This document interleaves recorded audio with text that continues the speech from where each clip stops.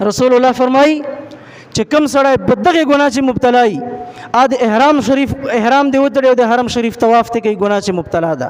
د شنګرو پټول چې کوم شي ته نن سبا موږ فیشن وایو فیشن جدید دور ده دا نوې فیشن ده او خاص کر موږ نوجوان په دې چې مبتلا دي دې ته فیشن نه وایي ښځې پاره دا حکم ده چې شنګره به پټي سړي پاره دا حکم ده چې شنګره به ښکاري او شنګره صرف پردوک چې ښکارول نه دي پکار لبان د نه چې کومه کپړی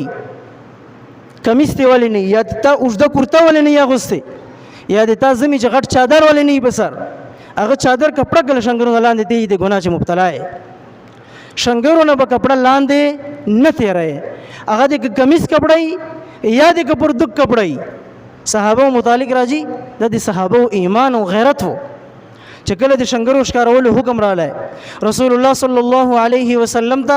جبرائیل علیه السلام حکم راړی الله جل شانه فرمایي شنګری د ښکاره کی خپل کپړه مبارک دي چک کی لنګ مبارک دي چک کی چې کله رسول الله خپل شنګری مبارک ښکارا کړو الته فرشتو ته حکم وسه په اسمان باندې فرشتو خپل لنګونه چکړو شنګری ښکارا کړو صحابه فرمایي یو صحابي په لارې باندې روان ده بل صحابي یو کتل چې هغه لنګ والای ده خو شنګری په پټ دي ورته فرمایي چې تا ته پته نشته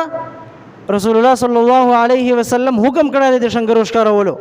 او ډېر سخت وعید بیان کړی ده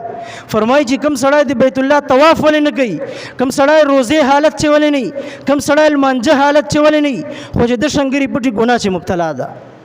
نو هغه صحابي څه کوي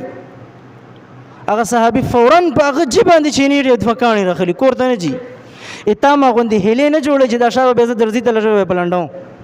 یا تا ما غوندې هیلې نه جوړې چې زه تر کوره لاړ سم به دا شای برابر کړم فوراً په هغه جیب باندې چینېږي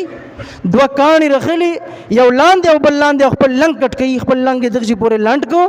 چې د جناب رسول الله او د الله حکم چې یو منټ ما چې کمی نسی راي دا د صحابه او ایمان وو نو خو عزت مندو